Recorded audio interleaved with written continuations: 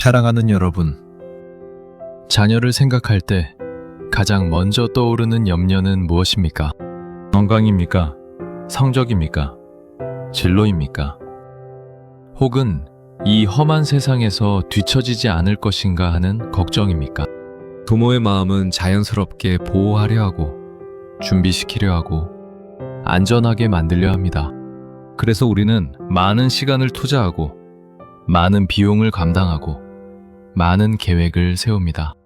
그러나 오늘 반드시 던져야 할 질문이 있습니다. 그 모든 준비 속에서 자녀의 영혼은 어디에 서 있습니까? 그 아이의 심장은 지금 하나님을 향해 뛰고 있습니까? 아니면 세상을 향해 기울어지고 있습니까? 누가복음 23장에서 예수님은 십자가를 지고 가시는 길에 예루살렘의 여인들에게 이렇게 말씀하셨습니다. 나를 위하여 울지 말고 너희와 너희 자녀를 위하여 울라.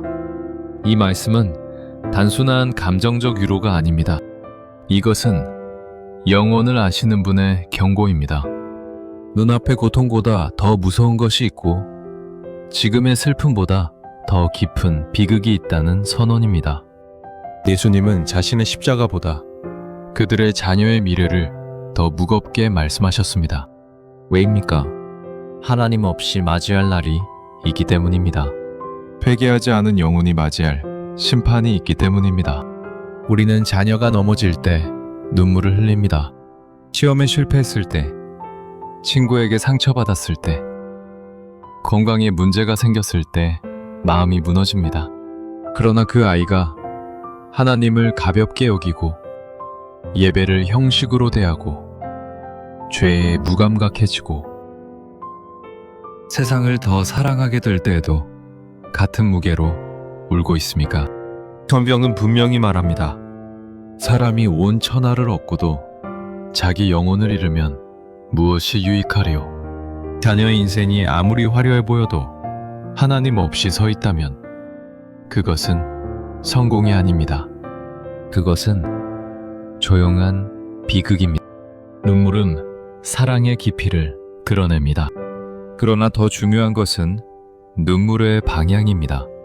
자녀의 편안함을 위해 우는 것과 자녀의 거룩함을 위해 우는 것은 다릅니다.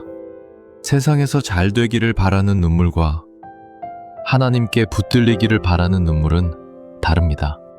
많은 부모가 자녀를 위해 기도합니다. 그러나 질문해야 합니다. 무엇을 위해 기도합니까? 합격을 위해서입니까? 안전을 위해서입니까? 아니면 회개와 믿음을 위해서입니까? 하나님은 자녀를 부모의 소유로 맡기지 않으셨습니다. 하나님은 그들을 자신의 영광을 위해 창조하셨습니다. 그러므로 부모의 가장 큰 책임은 성공을 설계하는 것이 아니라 영혼을 하나님께로 인도하는 것입니다. 눈물은 그 인도의 시작입니다.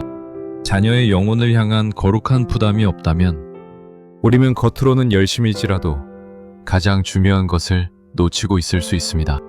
오늘 이 설교는 죄책감을 심기 위함이 아닙니다. 오히려 감각을 깨우기 위함입니다. 자녀의 영혼을 다시 무겁게 여기기 위함입니다. 하나님을 경외하는 부모는 자녀의 영혼을 가볍게 다루지 않습니다. 이제 우리는 왜 자녀를 위해 울어야 하는지, 그리고 어떤 울음이 하나님을 기쁘시게 하는지 세 가지로 살펴보려 합니다. 이 눈물은 약함의 표시가 아니라 하나님을 아는 사람의 증거이기 때문입니다. 자녀를 위해 울어야 하는 첫 번째 이유는 이것입니다. 자녀의 영혼은 결코 중립 상태로 머물러 있지 않기 때문입니다. 많은 부모가 이렇게 생각합니다. 아직 어리니 괜찮다고. 조금 더 크면 진지해질 것이라고. 나중에 스스로 선택할 수 있을 것이라고. 그러나 성경은 인간의 마음을 그렇게 묘사하지 않습니다.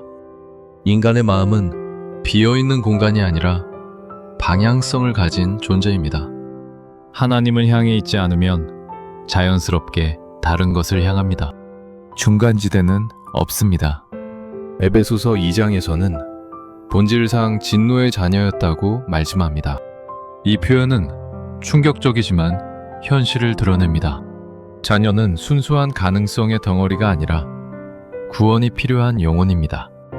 사랑스럽고 귀하고 연약하지만 동시에 죄의 영향을 받는 존재입니다.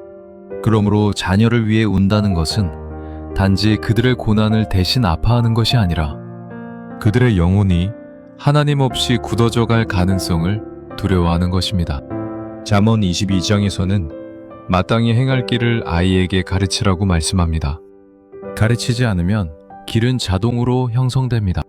세상은 가만히 두지 않습니다. 문화는 끊임없이 가르칩니다. 성공이 무엇인지, 가치가 무엇인지, 사랑이 무엇인지, 행복이 무엇인지 매일 주입합니다. 그 속에서 자녀의 마음은 방향을 잡습니다. 하나님을 향해 인도하지 않으면 세상이 배신 인도합니다. 이것이 부모가 울어야 하는 이유입니다. 자녀의 외적인 순종이 영혼의 안전을 의미하지는 않습니다. 교회에 출석하고 성경 이야기를 알고 예배에 앉아 있는 것이 곧 회개와 믿음을 뜻하지는 않습니다. 예수님은 마태복음 15장에서 이 백성이 입술로는 나를 공경하되 마음은 내게서 멀도다 라고 말씀하셨습니다. 자녀의 마음이 하나님께 가까이 있는지 아니면 형식 속에 머물러 있는지 이것이 더 중요합니다. 겉으로는 안정적이어 보여도 속에서는 이미 세상을 사랑하기 시작했을 수 있습니다. 그래서 눈물은 과잉 반응이 아닙니다. 눈물은 현실 인식입니다. 자녀가 하나님 없이 자라갈 가능성을 보는 사람은 무덤덤할 수 없습니다. 부모의 눈물은 통제력을 잃었기 때문이 아니라 영혼의 전쟁을 보기 때문입니다. 에베소서 6장에서는 우리의 씨름이 혈과 육이 아니라고 말씀합니다. 자녀 양육은 단순한 교육 문제가 아닙니다. 영적 전쟁입니다. 그러므로 울지 않는 것은 평안해서가 아니라 전쟁을 보지 못하기 때문일 수 있습니다. 또한 자녀는 부모의 말보다 부모의 방향을 보고 자랍니다. 부모가 하나님을 가장 크게 여기지 않으면서 자녀가 하나님을 가장 크게 여기기를 기대할 수 없습니다. 부모가 성공을 더 두려워하고 손해를 더 염려하고 세상의 평가에 더 민감하다면 자녀도 그것을 배웁니다. 그래서 자녀를 위한 눈물은 동시에 부모 자신의 회개를 포함합니다. 자녀의 영혼을 위해 울기 시작할 때 자신의 우선순위도 드러납니다. 사랑하는 여러분, 자녀는 시간이 지나면 저절로 하나님께 가까워지지 않습니다. 은혜가 필요합니다. 성령의 역사하심이 필요합니다. 부모의 기도와 눈물이 필요합니다. 자녀의 영혼이 중립이 아니라는 사실을 인정할 때 양육은 더 이상 단순한 돌봄이 아니라 사명으로 바뀝니다. 그리고 그 사명은 가볍지 않습니다. 그러므로 자녀를 위해 울어야 합니다. 단지 그들의 미래가 아니라 그들의 영혼을 위해 울어야 합니다. 단지 그들의 성공이 아니라 그들의 구원을 위해 울어야 합니다. 영혼은 자동으로 안전해지지 않기 때문입니다. 방향은 저절로 하나님을 향하지 않기 때문입니다. 이것이 첫 번째 이유입니다. 자녀의 영혼은 중립이 아니기 때문입니다. 자녀를 위해 울어야 하는 두 번째 이유는 이것입니다. 세상은 자녀의 마음을 결코 중립 상태로 두지 않기 때문입니다. 부모가 아무것도 하지 않아도 시간은 흘러가고 아이는 자라며 가치관은 형성됩니다. 문제는 그 형성이 진공 상태에서 이루어지지 않는다는 사실입니다. 세상은 끊임없이 가르칩니다. 무엇이 성공인지, 무엇이 행복인지, 무엇이 가치 있는 삶인지 매일같이 설교합니다. 그리고 그 설교는 매우 매력적입니다. 로마서 12장에서는 이 세대를 본받지 말라고 말씀합니다. 본받는다는 것은 의식적으로 선택하는 것만을 의미하지 않습니다. 반복적으로 노출되고 자연스럽게 받아들이고 점점 익숙해지는 과정을 포함합니다.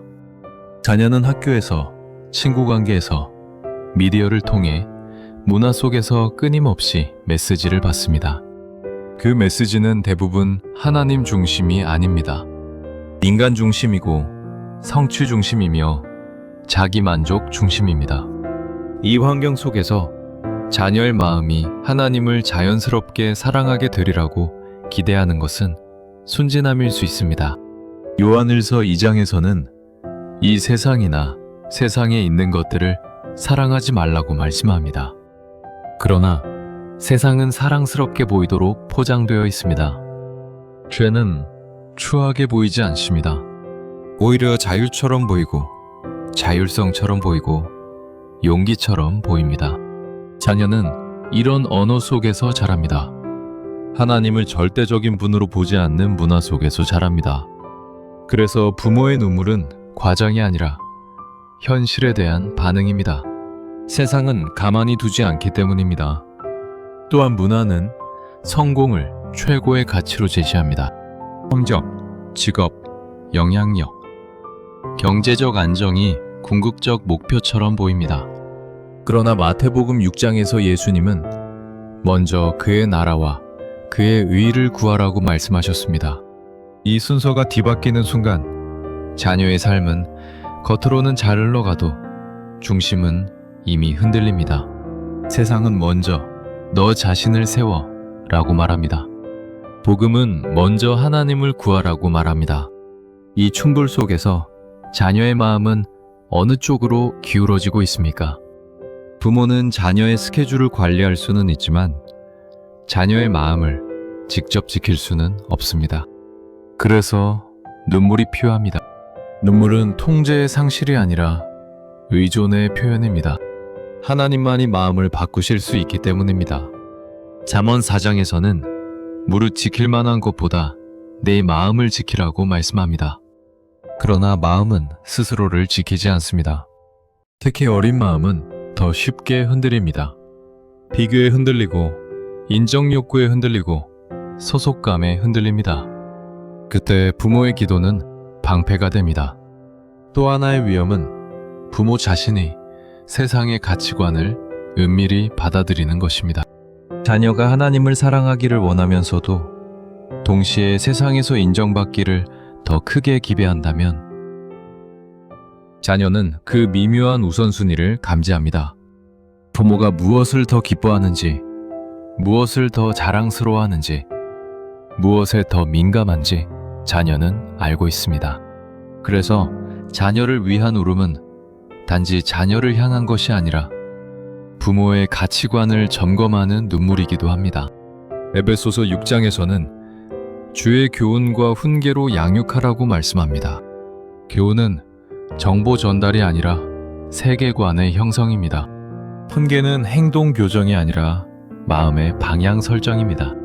세상이 가르치는 이야기보다 더 강력한 복음의 이야기가 자녀의 마음을 붙들지 않으면 세상의 소리는 더 크게 들릴 것입니다. 부모의 눈물은 바로 이 전쟁을 인식하는 반응입니다. 사랑하는 여러분, 세상은 자녀를 향해 쉬지 않고 말합니다. 침묵하지 않습니다. 중립적이지 않습니다. 그러므로 부모가 울지 않는다면 그것은 평안해서가 아니라 전쟁을 보지 못해서일 수 있습니다. 자녀의 마음은 경쟁의 한복판에 있습니다. 하나님을 향해 붙들지 않으면 다른 것을 붙들게 됩니다. 이것이 두 번째 이유입니다. 세상은 자녀의 마음을 가만히 두지 않기 때문입니다. 자녀를 위해 울어야 하는 세 번째 이유는 이것입니다. 자녀의 영혼은 이 땅의 모든 성공보다 훨씬 크기 때문입니다. 우리는 자녀의 현재를 바라보며 염려합니다. 성적과 진로, 친구 관계와 건강을 걱정합니다. 그러나 성경은 언제나 현재를 넘어 영원을 보게 합니다. 자녀의 인생이 아무리 안정되어 보여도 하나님 없이 영원을 맞이한다면 그것은 결코 안전한 인생이 아닙니다. 그래서 울음은 과장된 감정이 아니라 영원을 본 사람의 반응입니다.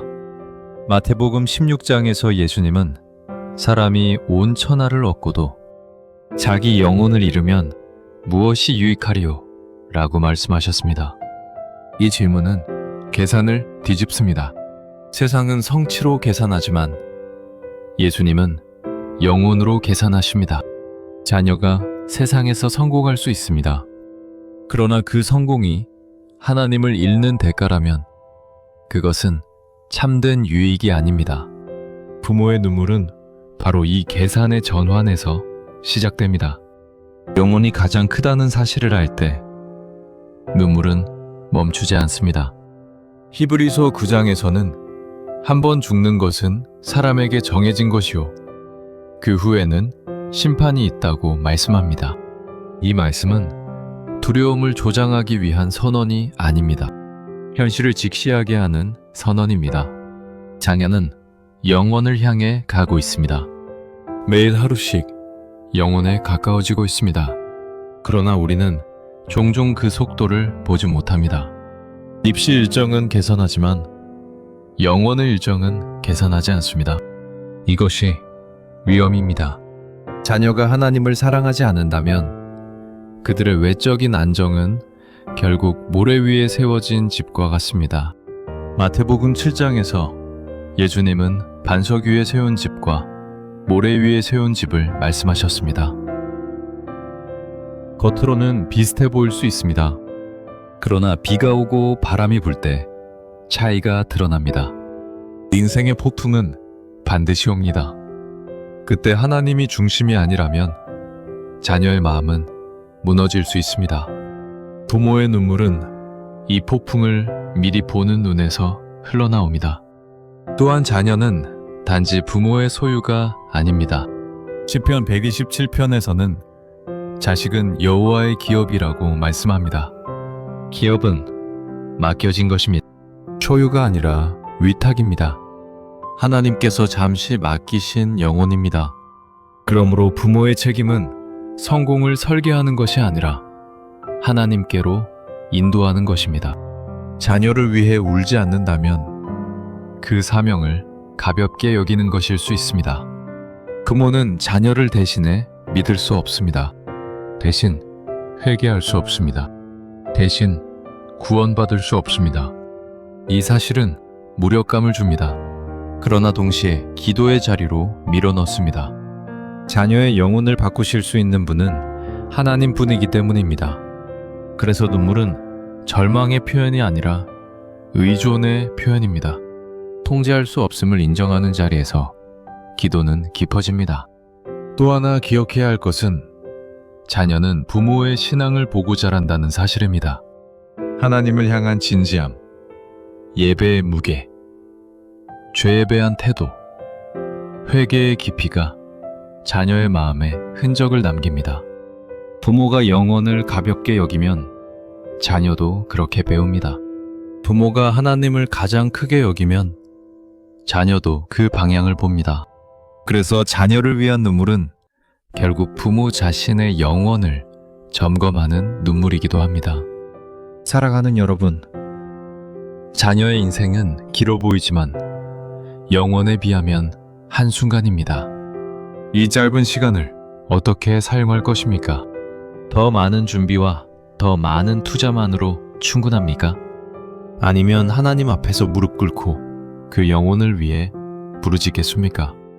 자녀의 영혼은 부모의 체면보다 크고 부모의 계획보다 크고 부모의 두려움보다 큽니다. 그래서 울어야 합니다. 그들의 미래만이 아니라 그들의 영혼을 위해 울어야 합니다. 이것이 세 번째 이유입니다. 자녀의 영혼은 지금의 모든 것보다 훨씬 더 크기 때문입니다. 사랑하는 여러분, 자녀를 위해 울라는 이 부르심은 감정을 자극하기 위한 말이 아닙니다. 이것은 영혼을 본 사람에게 자연스럽게 흘러나오는 반응입니다. 자녀의 영혼은 중립이 아니고 세상은 그 마음을 가만히 두지 않으며 그들의 영혼은 이 땅의 어떤 성공보다도 크다는 사실을 보게 될 때 눈물은 선택이 아니라 필연이 됩니다. 우리는 자녀를 위해 많은 것을 준비합니다. 학업을 준비시키고 미래를 설계하고 위형을 막아주려 애씁니다. 그러나 정작 가장 중요한 준비를 놓치고 있지는 않습니까? 자녀의 마음이 하나님을 두려워하도록, 죄를 가볍게 여기지 않도록, 복음을 실제로 붙들도록 인도하는 일 말입니다. 자녀가 하나님을 사랑하지 않는다면 그들의 성공은 결국 모래 위의 집과 같을 수 있습니다. 겉으로는 단단해 보여도 폭풍 앞에서는 무너질 수 있습니다. 눈물은 무력함의 표현이 아닙니다. 오히려 믿음의 표현입니다. 자녀를 바꿀 수 있는 분은 하나님뿐이라는 사실을 아는 사람은 무릎을 꿇습니다. 자녀의 마음을 여실 수 있는 분이 성령이심을 믿는 사람은 포기하지 않습니다. 그래서 울음은 절망이 아니라 소망을 붙드는 행위입니다. 하나님께 맡겨진 영혼을 다시 하나님께 올려드리는 자리입니다. 또한 이 부르심은 자녀만을 향한 것이 아닙니다. 부모 자신의 방향을 묻는 말이기도 합니다. 부모가 무엇을 가장 크게 여기고 있는지, 무엇을 가장 두려워하고 있는지, 무엇을 가장 기뻐하고 있는지를 자녀는 보고 있습니다. 하나님을 가장 크게 여기는 부모 밑에서 자란 아이는 하나님을 가볍게 여기기 어렵습니다. 복음을 실제로 붙드는 부모를 본 아이는 복음을 단순한 정보로만 여기기 어렵습니다. 그러므로 자녀를 위한 눈물은 동시에 부모 자신의 회개를 포함합니다. 하나님은 자녀를 사랑하십니다. 부모보다 더 깊이, 더 완전하게 사랑하십니다. 그 사실이 우리를 소망하게 합니다. 자녀의 영혼이 하나님의 손에 있다는 사실은 두려움이 아니라 위로입니다. 그러나 그 위로는 무관심을 허락하지 않습니다. 오히려 더 간절한 기도로 나아가게 합니다. 주여, 이 아이를 붙들어 주옵소서. 세상에 빼앗기지 않게 하옵소서. 복음을 사랑하게 하옵소서. 그러므로 자녀를 위해 우십시오. 그들의 미래만이 아니라 그들의 영원을 위해 우십시오. 그들의 편안함이 아니라 그들의 거룩함을 위해 우십시오. 이 눈물은 하나님 앞에서 결코 헛되지 않습니다. 하나님은 부모의 기도를 가볍게 여기지 않으십니다. 영혼을 향한 눈물을 외면하지 않으십니다. 자녀의 인생은 결국 하나님 앞에 서게 될 것입니다. 그날을 바라보며 오늘 무릎 꿇으십시오. 오늘 울 수 있다면 그 눈물은 하나님의 은혜 안에서 씨앗이 될 것입니다. 그리고 그 씨앗은 영혼 속에서 결코 사라지지 않을 것입니다.